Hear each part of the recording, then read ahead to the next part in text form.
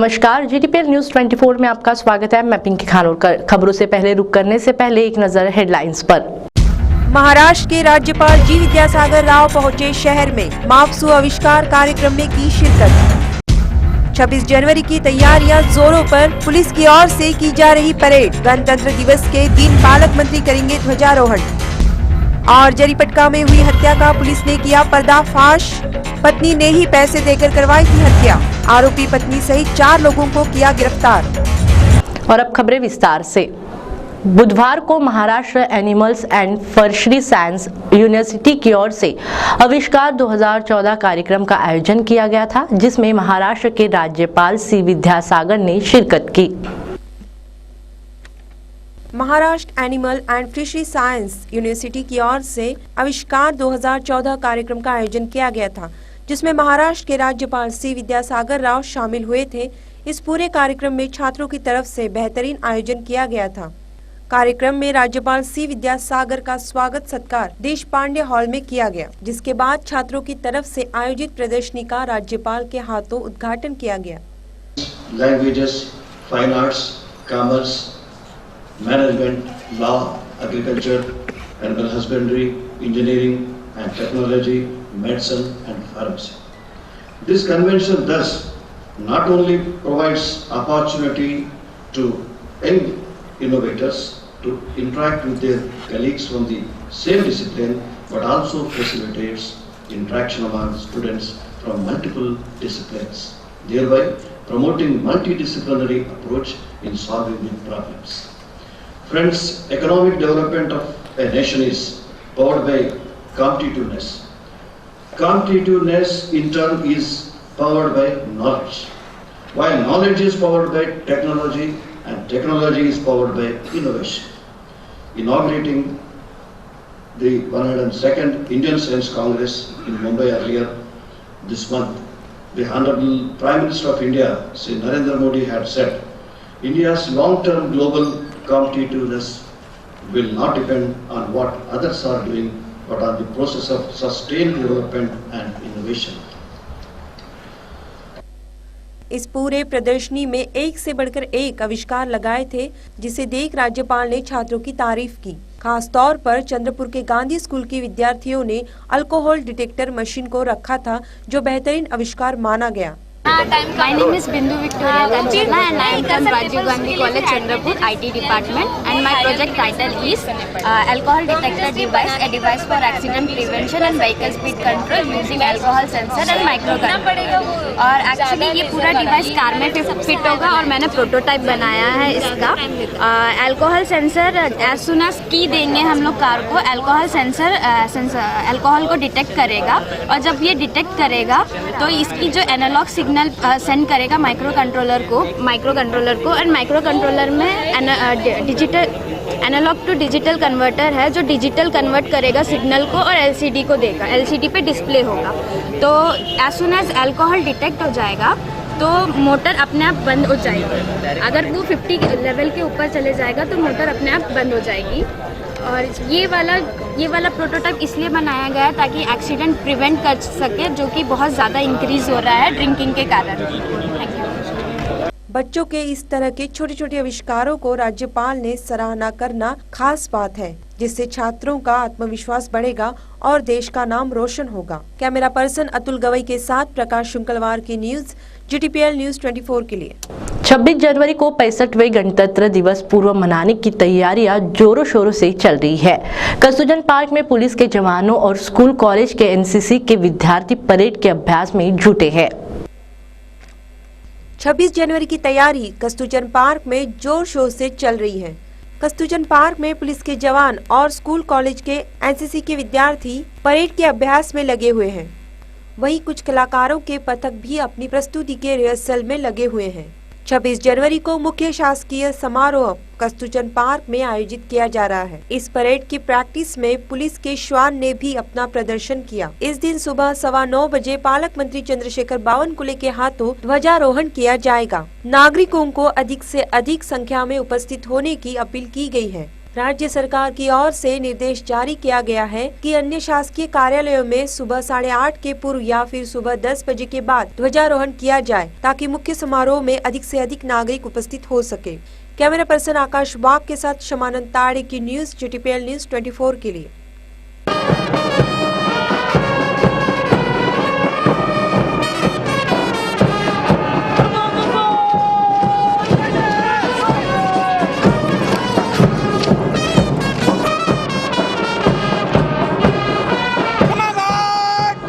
RTO की तरफ से दलालों को हद करने के लिए कार्यवाही जारी है, जिसके चलते आरटीओ ने कार्यालय में खास व्यवस्था की है। ग्राहकों को परेशानी ना हो इसलिए हेल्प डेस्क निर्माण कार्य की बात उत्तर प्रदेश परिवहन अधिकारी विजय चौहान ने की। प्रादेशिक परिवहन विभाग की ओर से कार्यालयों में दलालों के बढ़ते भ्रष्टाचार को कम करने के लिए कार्रवाई शुरू है, जिसके लिए आरटीओ कार्यालय ने अपनी कमर कसते हुए कार्यालय से बाहर 2 पुलिस कर्मचारियों को नियुक्त किया है, जो इन सभी दलालों को बाहर रखने का काम कर रहे हैं। दलालों पर लगाए गए पाबंदी के चलते लोगों को कार्यालय में किसी भी तरह की परेशानी ना हो, इसलिए जनसंपर्क अधिकारी की तरफ से हर फ्लोर पे हेल्प डेस्क का निर्माण किया गया है, जो ग्राहकों को इन्फॉर्मेशन देने का काम कर रहे हैं। स्थिती होती की बिना दलाला थ्रू लायसन्स होणं, त्यामध्ये काल किती लायसन्स होणार? लर्निंग लायसन्स जे आहेत ते जवळजवळ 240 आमचे बनलेले आहेत. शहर आणि पूर्व यांचं दोघांचे लर्निंग हे जे आहे हे कार्यालयातच आहे MS31 मध्ये. त्यामुळे अशा कुठल्याही प्रकारच्या लोकांना त्रास झाला नाही, कारण की ऑलरेडी आमची ऑनलाईन सर्व्हिस गेल्या जूनपासून सुरू आहे की ऑनलाईन अपॉइंटमेंट आम्ही देतो आणि त्यामुळे प्रत्येकाला कुठलाही त्रास होत नाही, कारण की ऑनलाईन फॉर्म भरणे, कुठले कागदपत्र पाहिजे याची सर्व माहिती त्याला ऑलरेडी दिलेली असते. त्याचप्रमाणे जे परमनंट लायसन आहेत हे साधारण 119 आमचे बनलेले आहेत. लोक व्यवस्थित आले त्यांची सुद्धा अपॉइंटमेंट आम्ही 1 डिसेंबर पासून सुरू केलेली आहे आणि 1 डिसेंबर पासून कंटिन्यूस आपण ऑनलाईन अपॉइंटमेंट देतोय. साधारण आता 20 फेब्रुवारीपर्यंतची डेट बुक आहे माझी. असे 119 लोक आले, त्यांनी टेस्ट दिली, त्यांना कुठली अडचण निर्माण झालेली दिसून येत नाही. सर, ड्रायव्हिंग स्कूलला ड्रायव्हिंग लायसन्स बनवण्याचे अधिकार नाही आहे, याबद्दल तुमचं काय म्हणणं? बरोबर आहे. त्यांना फक्त एखादा विद्यार्थी त्यांच्याकडे आला जो नवीन शिकवू व्यक्ती आहे, ज्याला वाहन चालवायला शिकायचं आहे, प्रत्येक व्यक्तीकडे गाडी असू शकत नाही, म्हणून अशा ड्रायव्हिंग स्कूल उदयास आल्या. त्यामध्ये त्या व्यक्तीला फक्त गाडी शिकवायची, वाहनाबद्दलची माहिती देणे आणि त्यांनी त्यांची फी घ्यायची, एवढंच प्रिस्क्राईब केलं. त्याला लायसन काढून देणं, कार्यालयामध्ये येणं, एखादं काम करण्यास प्राधिकृत केलेलं आहे असं बिलकुल नाही आहे. ड्रायव्हिंग स्कूलचं बेसिकली एकच काम आहे की त्यांनी रस्त्यावर वाहनधारकाला गाड़ी शिकवावी. कार्यालयात त्याचा कुठलंही काम नहीं है, कुठलाही अधिकार नहीं है. दलालों पर पाबंदी के बाद स्वतंत्र रूप से आरटीओ का काम जारी है, जिसके चलते मंगलवार को लाइसेंस के लिए ऑनलाइन फॉर्म 240 के आसपास आने की बात विजय चौहान ने की। उन्होंने आगे कहा कि दलालों पर लगाए गए रोक के बाद आरटीओ के कामकाज पर किसी भी प्रकार का फर्क नहीं पड़ा है। आखिर में उन्होंने कहा कि जितने भी ड्राइविंग स्कूलें हैं उन्हें सिर्फ गाड़ी सिखाने का अधिकार है, मगर किसी भी प्रकार के लाइसेंस बनाकर देने का अधिकार नहीं है। बहरहाल आरटीओ कार्यालय में दलालों पर पाबंदी लग चुकी है, जिसके चलते अब नागरिकों को अपना लाइसेंस बनाने का काम खुद करना पड़ेगा, जिससे लोगों के पैसों की तो बचत ही होगी, साथ ही इसके दलालों पर भी अंकुश लगेगा। कैमरा पर्सन विलास पराते के साथ प्रकाश शुक्लवार की न्यूज GTPL न्यूज 24 के लिए। बर्डी मार्केट से मनपा ने फुटपाथ में दुकान लगा रहे हॉकर्स पर कार्रवाई करते हुए उनका सामान जब्त किया है, जिसका सभी हॉकर्स ने विरोध दर्शाया। शहर के सबसे व्यस्ततम इलाके में मनपा की ओर से कार्रवाई कर वहां से अतिक्रमण हटाने की कवायद की गई। बर्डी मार्केट में बीच सड़क पर रोजाना सैकड़ों की तादाद में हॉकर्स अपनी दुकान सजाकर बैठ जाते हैं, जिससे आने वाले जाने वाले लोगों को तो परेशानी होती ही है, साथ ही इसके बड़ी बड़ी दुकानों के सामने यह हॉकर्स अपनी दुकानें लगाए जाने की वजह से इन दुकानदारों के बिजनेस पर भी असर होता है। दिन ब दिन इन हॉकर्स की तादाद बढ़ने की वजह से और इन हॉकर्स की ओर से सड़क पर दुकान लगाए जाने की वजह से मनपा ने यह कार्रवाई की। विधायक प्रकाश गजभिये ने मनपा की इस कार्रवाई का विरोध किया। क्या प्रतिक्रिया करोगे? मुझे बहुत दुख हो रहा है कि जो लोग अपने हाथ में कोई चक्कू छुरिया न लेते हुए अपने पेट के लिए कहीं तो भी अपना छोटा सा दुकान लगा के कोई चोरी चपाटी न करते हुए यहाँ पे काम कर रहे हैं, उनको पेट भरने के लिए यानी उन्होंने खुद होके उनको लाइसेंस देना चाहिए कि यहाँ पे तुम रहो। ये ऐसा ज़्यादती बराबर नहीं है। हम पुलिस कमिश्नर से इसके लिए बात करेंगे और पुलिस कमिश्नर साहब को बोलेंगे कि इनको भी रहने का अधिकार है। जो भी कायदे बनते हैं जनता के हित के लिए बनते हैं, जनता को उजाड़ने के लिए नहीं बनते। और वो जिस दिन अगर जनता का यहाँ उजाड़ना चालू हो जाएगा तो उसका फ़ायदा नहीं रहेगा। और जो सरकार आई है वो सरकार ये गरीबों के हित के लिए समझी जाती थी, लेकिन अब ये इनको जिस दिन से सरकार यहाँ पे आई है उस दिन से इनको पूरा यहाँ से तहस नहस किया जा रहा है, इनको हटाया जा रहा है। इनको संडे के दिन भी उनको यहाँ बैठने नहीं देते। ये अच्छी चीज़ नहीं, अच्छी बात नहीं है, गरीबों के हक के खिलाफ है। और इसके लिए हम सरकार से भी बात करेंगे और विषय पुलिस का है तो पुलिस सीपी साहब से बात करेंगे और इनको न्याय दिलाते रहेंगे। महाराष्ट्र को मुख्यमंत्री मिला, वो भी नागपुर शहर से, हमारे लिए गर्व की बात है। मगर उससे भी गर्व की बात ये जब होगी जब यहाँ इतने बेरोजगार लोगों को रोजगार मिलेगा। मिहान आएगा तो उसको टाइम है। ई रिक्शा पे बैन था, अभी उसके ऊपर हट गया है। ऑटो के परमिट बंद कर दिए। कोई दुकानदार के लिए लाइसेंस मांगने जाओ तो लाइसेंस नहीं है। हम लोग ऑलरेडी लाइसेंस होल्डर होने के बावजूद 1130 रुपये भर चुकने के बावजूद हमारी कोई प्राय व्यवस्था नहीं हो रही है बर्डी में। हम लोग यहाँ 20 साल 25 साल से बाप दादा के ज़माने से दुकान लगा रहे हैं। दुकान लगाने के बाद हमारे से किसी को तकलीफ नहीं, क्योंकि हम लोग दुकानदार हैं।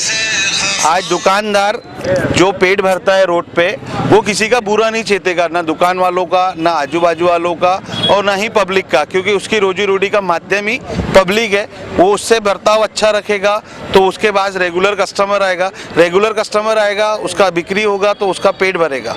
मगर आज पिछले 2 महीने से यहाँ पे दुकानदारों को रोजी रोटी से वंचित किया जा रहा है। उसका सबसे बड़ा कारण है कि यहाँ पे जो दुकानदार लोगों की पॉलिसी है, उन लोग ये बोल रहे हैं कि भैया यहाँ पे फुटपाथ दुकानदार नहीं होना।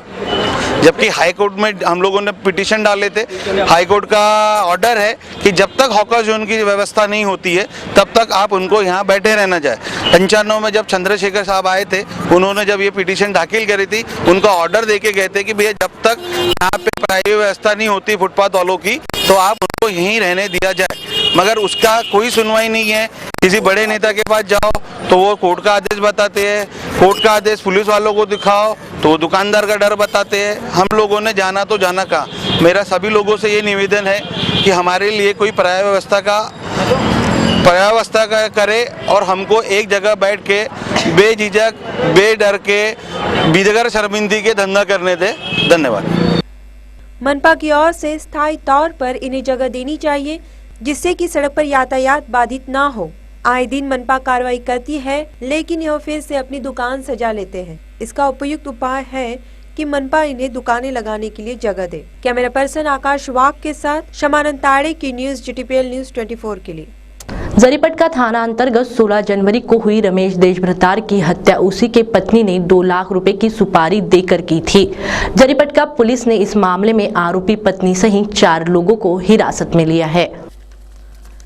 जरीपटका पुलिस थाना अंतर्गत 16 जनवरी को NADT के कर्मचारी रमेश देशभ्रतार की हत्या हुई थी। इस हत्या का सुराग लगाने के लिए जरीपटका पुलिस जांच कर रही थी। इस जांच के दौरान जरीपटका पुलिस को पता चला कि रमेश देशभ्रतार की हत्या उसी के पत्नी ने अपने प्रेमी के जरिए 2 लाख रुपए की सुपारी देकर की है। पुलिस के मुताबिक मृतक की पत्नी का आरोपी संदीप नामक व्यक्ति से कई दिनों से प्रेम संबंध चल रहा था। मृतक उसकी पत्नी वंदना को हमेशा मारपीट और गाली गलौज करता था। इसी से त्रस्त होकर वंदना ने आरोपी संदीप को बताया कि रमेश 3-4 महीनों में रिटायर होने वाला है और उसके रिटायरमेंट का पैसा मिलने तो 2 लाख रुपए देकर उसे 3 साथियों के साथ मिलकर मौत के घाट उतारने की साजिश रची। इसी साजिश के जरिए वंदना और उसके साथियों ने मिलकर रमेश की हत्या कर दी। ये घटना है 16/1/2015 की रात का वारदात का दिन है। ये रमेश राव जी देशभ्रतार ये है, ये NADT पे नौकरी में है। ये जरीपटका पुलिस स्टेशन के जुरिडिक्शन में बाबा दीप सिंह नगर में रहता था। रात को उसका गला दबा के उसका खून किया गया है। ये मालूमात होने के बाद में इमीडिएट पुलिस ने स्पॉट पे गई और इन्वेस्टिगेशन शुरू किया। अभी तक पुलिस ने 5 आरोपियों को अरेस्ट किया है। ये तपास में ऐसा पता चला कि ये जो डिसीड है मृतक, उसकी वाइफ, इनका एक आरोपी से इलिसिट रिलेशन थे।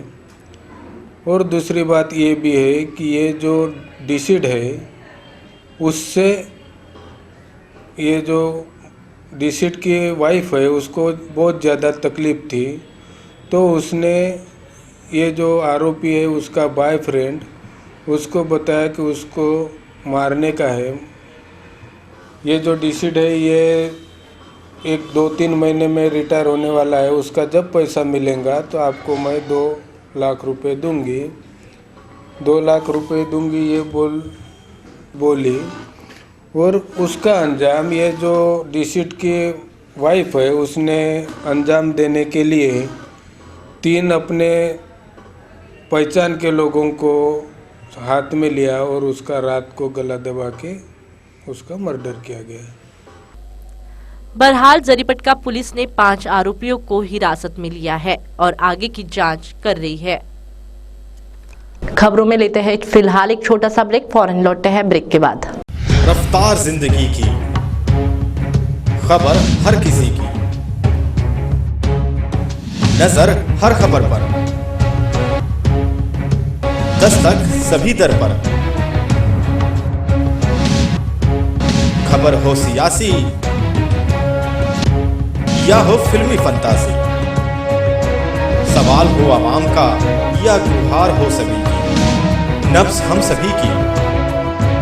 GTPL न्यूज़ 24, खबर पल पल। ब्रेक के बाद आपका फिर से स्वागत है। रुक करते अगली खबर की ओर।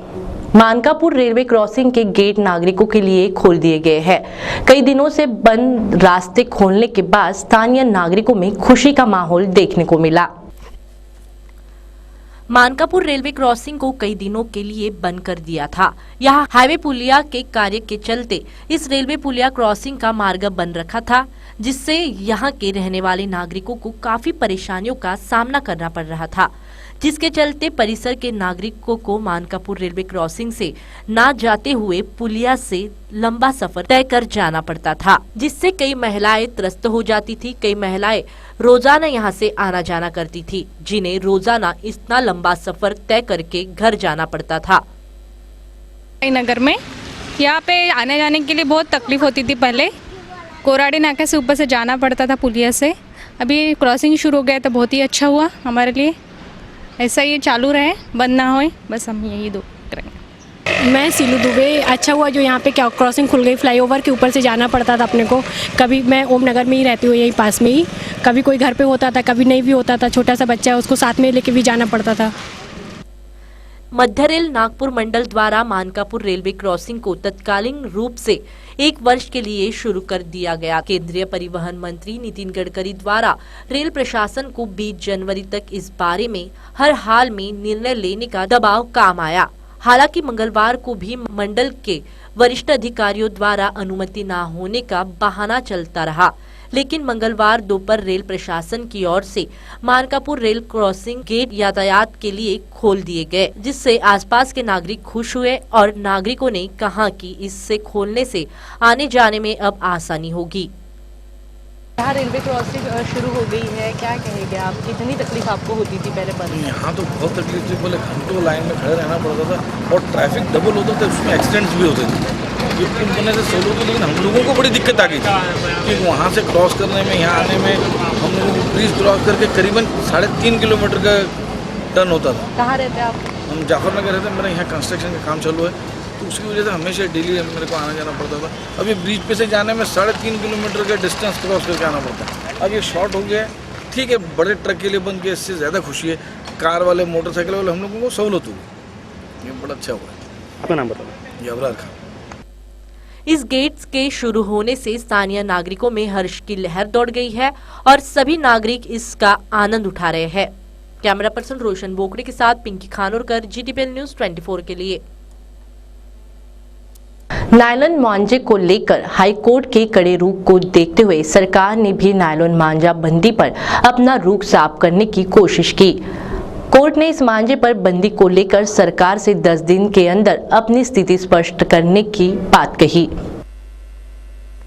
नायलॉन मांझे से हो रहे जानमाल के नुकसान को ध्यान में लेते हुए हाई कोर्ट ने कड़ा रुख अपनाया है। इसी बात पर सरकार ने भी सख्त कदम लेते हुए इस नायलॉन मांझे को हमेशा के लिए बंद करने का विचार कर रही है। हाई कोर्ट ने सरकार को इस पूरे मामले को लेकर 4 हफ्तों के अंदर सही नीति तैयार करने के लिए कहा है। इस मामले को लेकर रिद्धि सिद्धि पतंग व्यापारी एसोसिएशन ने भी कहा है कि अगर सरकार नायलॉन मांझे पर पाबंदी लगाती है तो वो पूरी तरह लगाए, ताकि कोई भी व्यापारी नए साल के लिए नायलॉन मांझा ना खरीदे।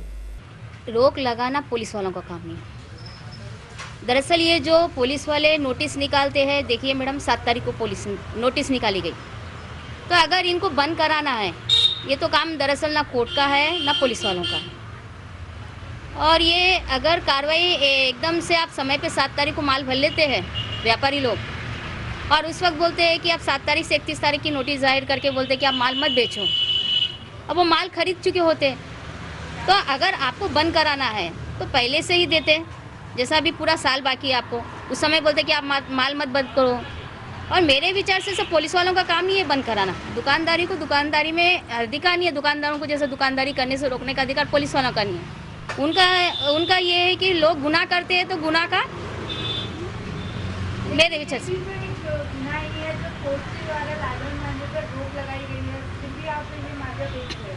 नहीं मैडम, अगर ये कोर्ट के द्वारा कोई कोर्ट नहीं बोला, कोर्ट ने भी ये बताया है कि मेरा काम नहीं है रोकना, ये हमारा काम नहीं है। कोर्ट ने भी यही बताया कि ये मेरा काम नहीं है पाबंदी लाना। उनके जो सरकारी वकील है मिर्जा, उनको यही बताया है कि ये मेरा हर साल संक्रांति में बड़े पैमाने पर नायलॉन मांझे की वजह से पशु पक्षी और इंसानों की जीवित हानि होती है, मगर सरकार की तरफ से अगर नायलॉन मांझे पर पाबंदी आती है तो यह मौत का सिलसिला खत्म हो जाएगा, जिससे भविष्य में कई जानें बच सकेगी। कैमरा पर्सन विलास पराते के साथ प्रकाश शुंकलवार के न्यूज GTPL न्यूज 24 के लिए।